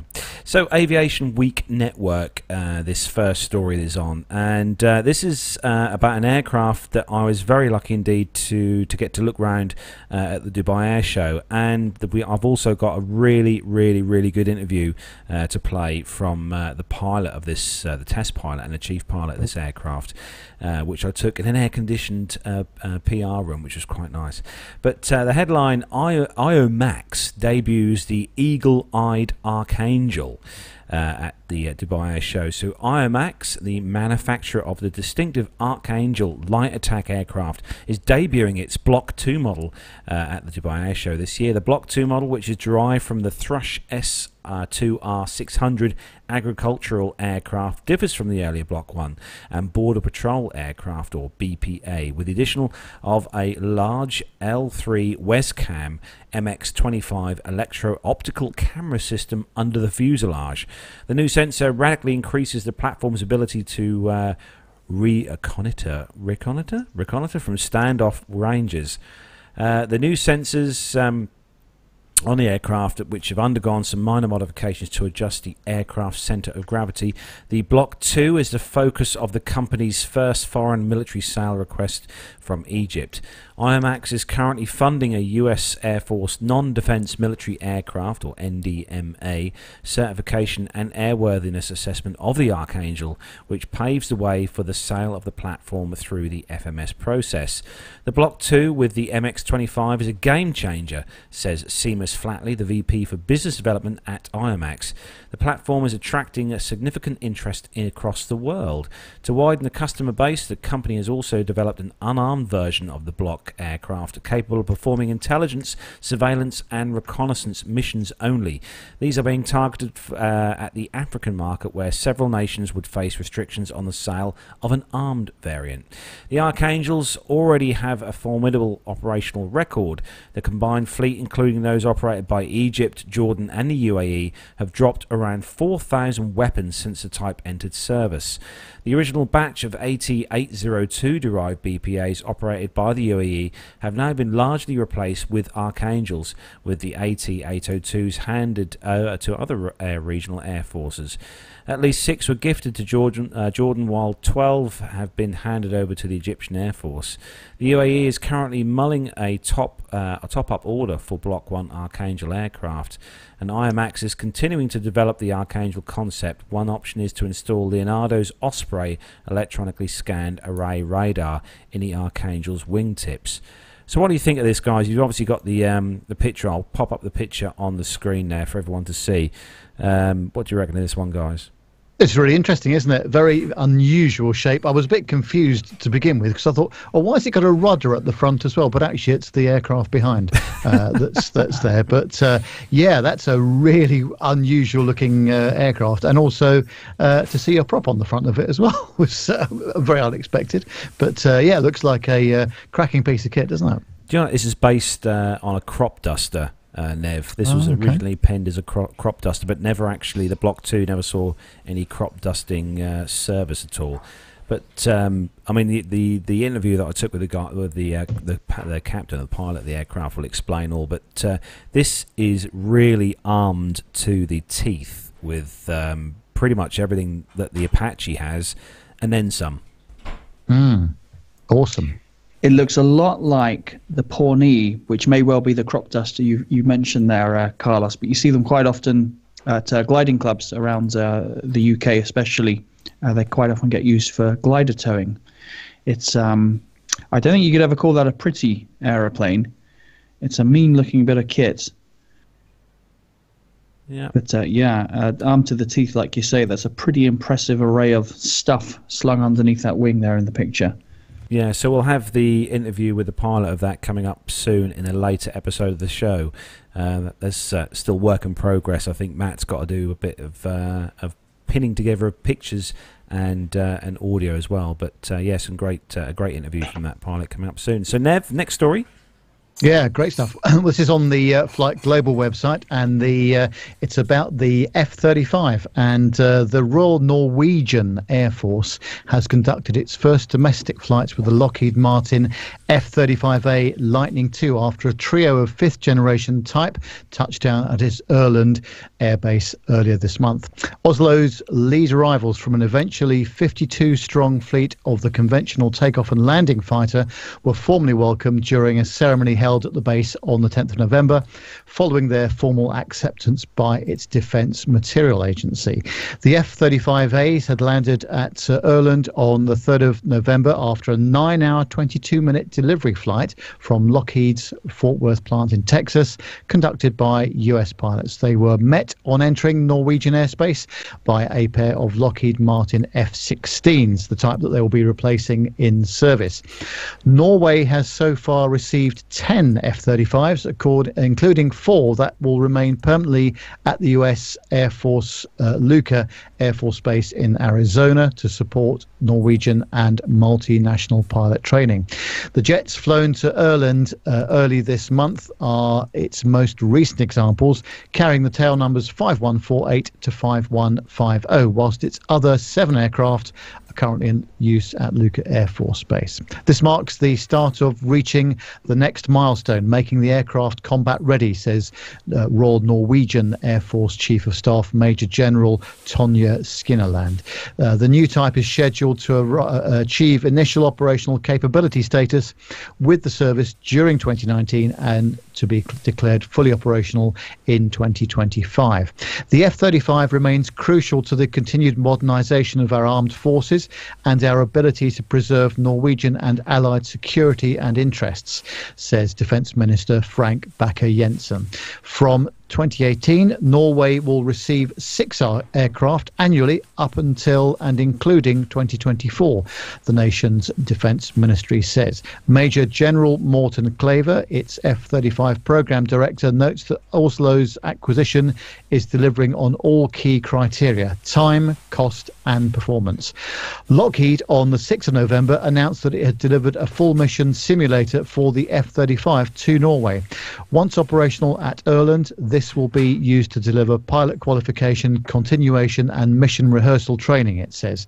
Meanwhile, a braking parachute modification developed to support Norwegian operations on short and icy runways will be tested at Elson Air Force Base in Alaska later this year, Lockheed says. Oslo's aircraft will be equipped with the Joint Strike Missile, which is being developed by Kongsberg Defence Systems. To be carried internally by the F-35, the 4-metre-long, 416-kilo weapon will be capable of attacking land and maritime targets from a standoff range of up to 150 nautical miles. More than a dozen Norwegian companies are helping deliver the F-35 from manufacturing parts to providing services across the programme, Lockheed says. So that's some good news, isn't it? But what about that for a delivery flight? Nearly 9.5 hours in one hit, I presume, as well. No, I assume that was involving some air-to-air refueling. I think so, yes. But with the same crew, I presume. But yeah, incredible. But we saw these demonstrate as well at the couple of air shows this year, didn't we? At RIA, and there was they had one of these at Pittsburgh as well, didn't they, Nev? Yes, they did. Yes, yep. Very impressive. And the Scandinavians, especially the Norwegians, have always had a very capable air force and always interested in buying the latest hardware as well. And nice, cool weather to fly in as well. Oh yes, very chilly. Yes. So Pip, the last one is for you. Yeah, this is from STV.TV. And the headline is Scots RAF fighter jet missed passenger plane by 250 feet. I didn't realise Scotland had their own air force now. Apparently so. An RAF Typhoon missed a passenger plane by just 250 feet after the civilian pilot dived to avoid it. The BAE Jetstream was flying near Wick in the Highlands on June 14th when its pilot spotted the fighter jet hurtling towards him at 400 miles per hour. He disconnected the plane's autopilot and pushed its nose down, sending it into a dive. Or maybe just a descent. Yeah. The pilot later reported the near miss to the UK Airprox board and said he believed there was a high risk of collision. It carried out an inquiry and concluded that the incident was the result of a late sighting by the pilot of the Jetstream and a non-sighting by the Typhoon pilot. The investigation also found the RAF Lossiemouth-based Typhoon's transponder was not working. The Airprox board ranked it as a Category B incident, the second most serious. So what went wrong here, Pip? Come on. Well, I'd have to go and look at an aeronautical chart, but I would have thought that this was in Class G airspace again, so uncontrolled. It doesn't say what altitude, does it, anywhere in the story? No, it doesn't. So, yeah, I'm guessing it's probably in Class G because there's a lot of Class G airspace up there. The controlled airspace doesn't start till quite high up.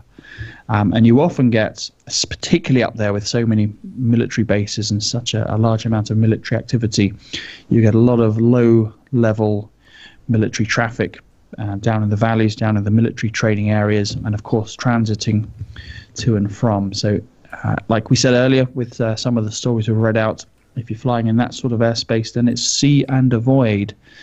And they both had every right to be where they were. They can go where they like. They can fly at what altitude they like. They can head in whatever direction they like. The only rule is you keep a good look outside the aircraft and try and spot as best you can anyone coming towards you. But, it's particularly hard if you've got a fast jet like that, possibly low level, probably blending in with the background. The transponder not working business there, that's possibly a little concerning. I'm not sure what the standard procedures are for military traffic. I think, if I remember correctly, it was pretty common for them not to have transponders at all. So obviously the two transponders in both aircraft will be talking to each other, and as a pilot you'll get a visual display of other traffic if both transponders are switched on. And if needs be, it will give you some avoiding action. But, if one of them's not switched on, then you're not going to see or hear anything. But, you could argue that the system worked. They saw and avoided as they were required to do. But usually these the military aircraft are under some sort of military radar surveillance service. So I'm not sure exactly how extensive that is up there in those areas. And it's pretty remote once you get up into the Northern Highlands. So possibly not under radar cover. But there it is. That's one of the dangers of flying commercially in uncontrolled airspace. Especially in the Highlands, where there is a lot of fast jet action and really stuff like that going on. I mean, and that can happen anywhere. I've had one particularly very close shave with a military aircraft. It was down in somewhere out near Cheltenham or Gloucester area. We had a very close shave with a Sea Harrier, a Royal Naval Sea Harrier. This was in a Cessna 172. This was probably about 15 years ago. But this thing missed us by, I'm not sure, but not so many feet.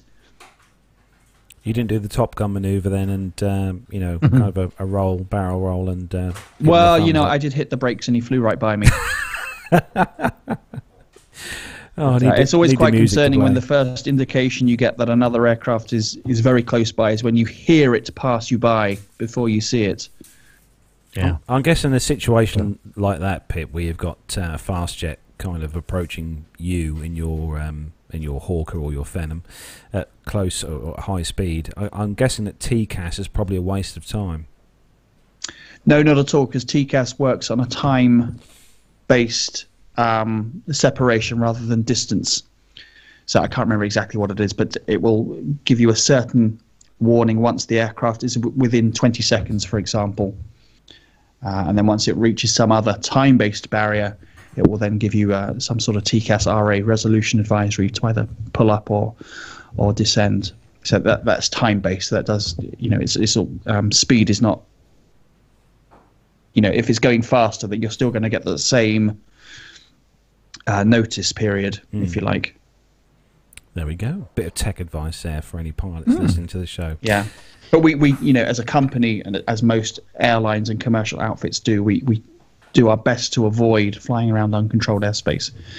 This is probably Logan Air or Scott Airways, one of those companies who do a lot of kind of island hopping and short flights around those inaccessible airports in the Highlands. They've got no choice but to fly around uncontrolled airspace.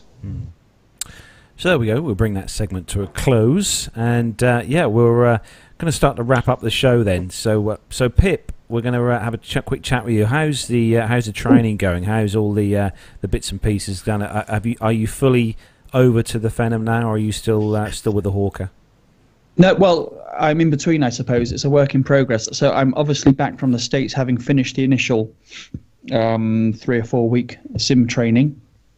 I've now just got to finish it off by doing the base check, as we call it, which is the circuits, the 6 circuits, and I'm doing that on Thursday. I can then take my license and my paperwork down to the CAA headquarters at Gatwick, pay them the appropriate exorbitant fee, and they'll stamp the thing in my license, and I will be officially type rated on that particular aircraft.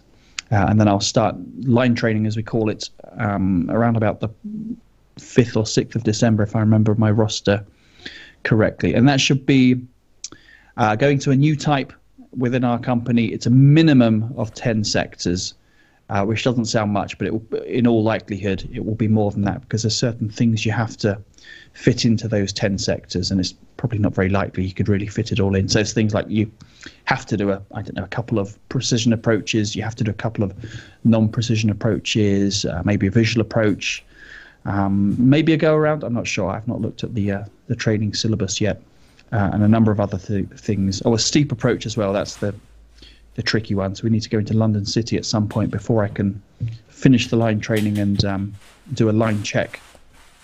And then I'll be released officially to the line, excuse me, to fly the jet. But, it's a slow process. It's not ideal, really, to have a month between finishing the initial simulator training and flying the aircraft for the first time. I would have been much happier if it had just been, a few days or a week. A month's quite a long time. That stuff's not fresh in my mind anymore, so I'm going to have to go back and do a little revision. But I'm looking forward to it, I must say. I was going to ask you a very quick question, Pip, about the approach into London City with the 5.5 degree glide slope. Is it difficult to keep the speed under control on aircraft when you're landing at City? That's a very type-specific question. It kind of depends on where you start from. If you get it all set up and configured in good time, then no, it shouldn't be a problem. On the Hawker, it was reasonably simple. You intercepted the glide slope at either 2,000 or 3,000 feet, and you'd be fully configured already. You'd have full flaps, you'd be geared down, and you'd be almost at approach speed. And so then it was very stable. In the Hawker, we weren't allowed to have the autopilot engaged for that. The Phenom, it is. So for the Phenom, again, you'll approach at speed, fully configured with speed brake as well. You can use the speed brakes in the Phenom for this one, and it'll happily fly to an autopilot all the way down.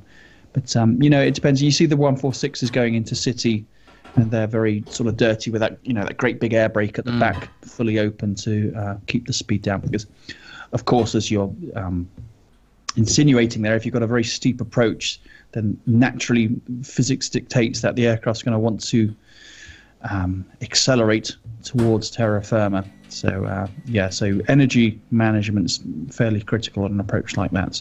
Yeah, so to get it all, the key thing is to be well prepared for it and get it all set up early. Yeah, absolutely. If you approach fast or you're not configured in time, then forget it. You'll have to throw that approach away and try again. So, question from the chat room, Pip. Question from the chat room. Lane Street has asked, does SafeJet do SafeJet pay for everything you do? Oh yeah, absolutely, absolutely everything. Yeah. So when I say I got to pay the exorbitant fee to the CAA, it was the company credit card will pay the exorbitant fee. No, SafeJets are very good actually.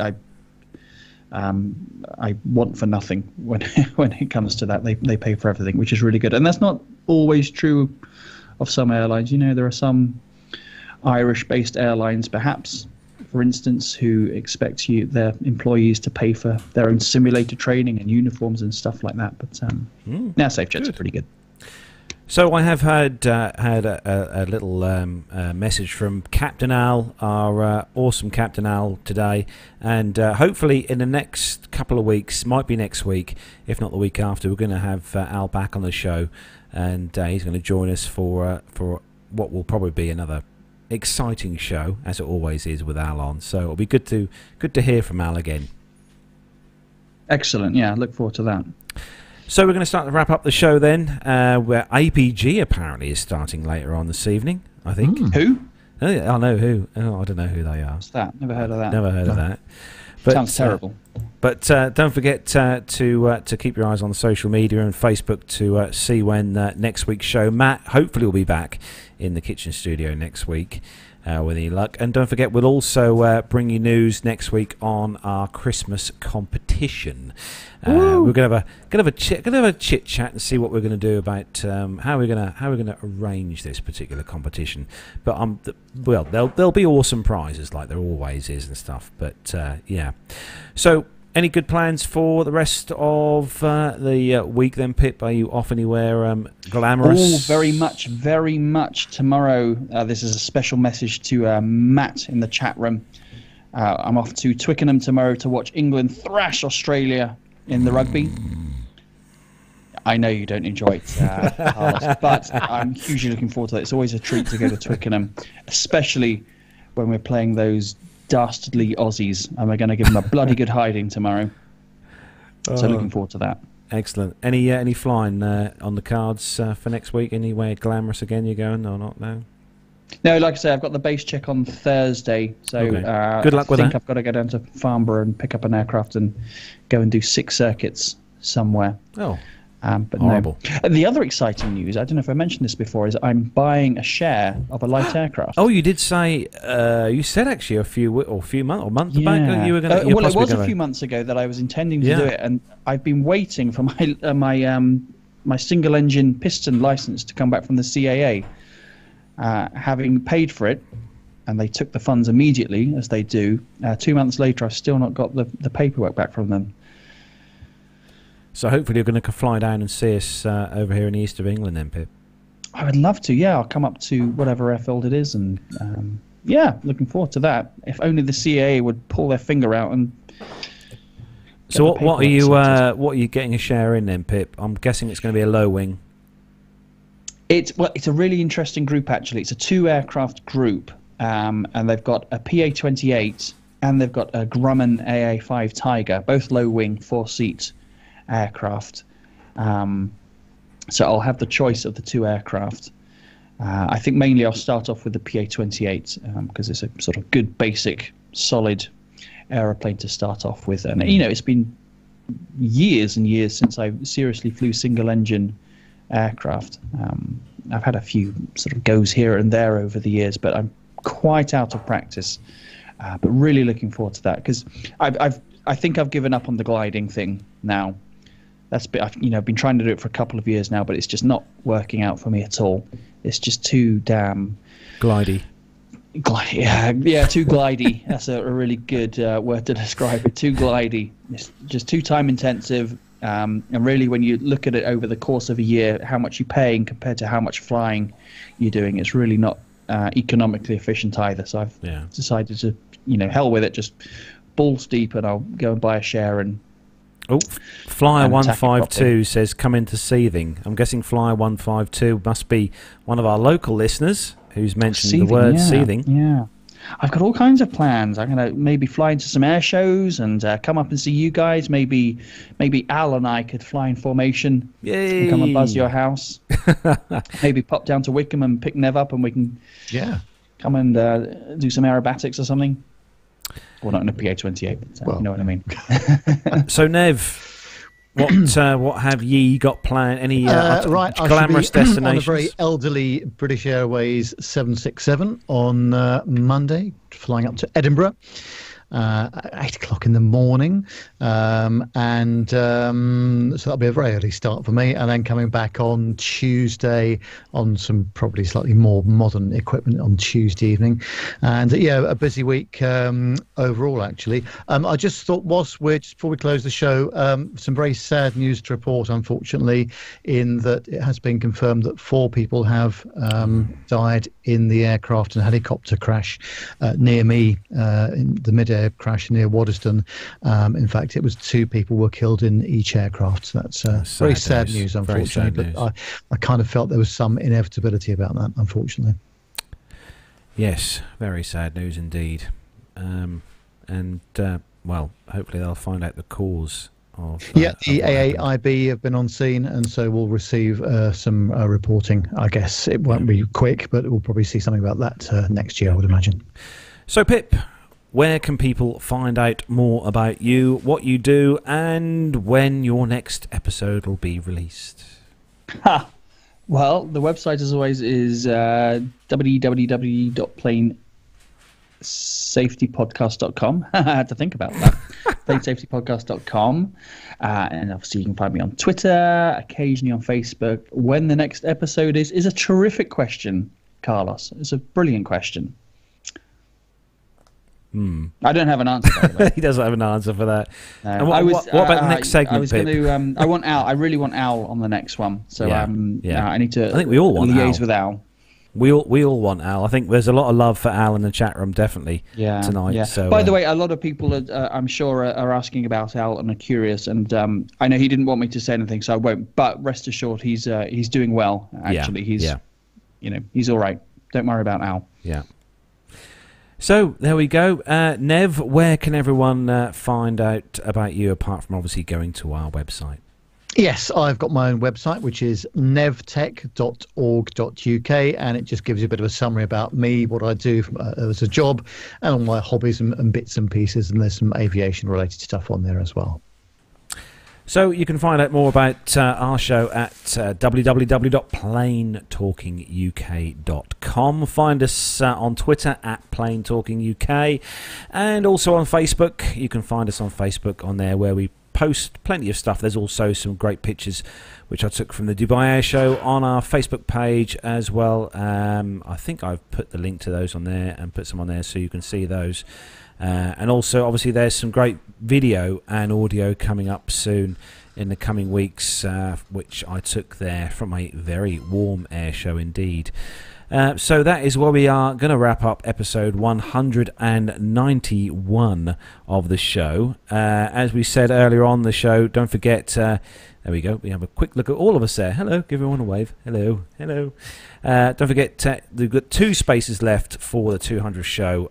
Pip, I'm hoping you're going to be able to make it. I absolutely, definitely, probably will be there. Awesome.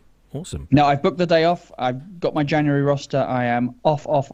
So I'll be there with bells and whistles on. Probably on the Friday night as well, if anyone's interested in a curry or some beers or something on the Friday. Yeah, I'm staying down there for Friday and Saturday night. So look forward to seeing everybody there.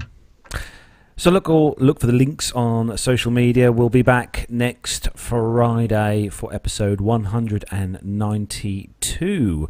So it leaves me to say thank you to Pip for joining us tonight. Thanks for giving up your Friday evening and joining me and Nev for the show. Always a pleasure. And Nev, as always, thank you for your awesome segment and for giving me your attention this evening as my fellow co-host. That's great, isn't it? And hopefully Matt will be back next Friday, all being well. Yeah, hopefully.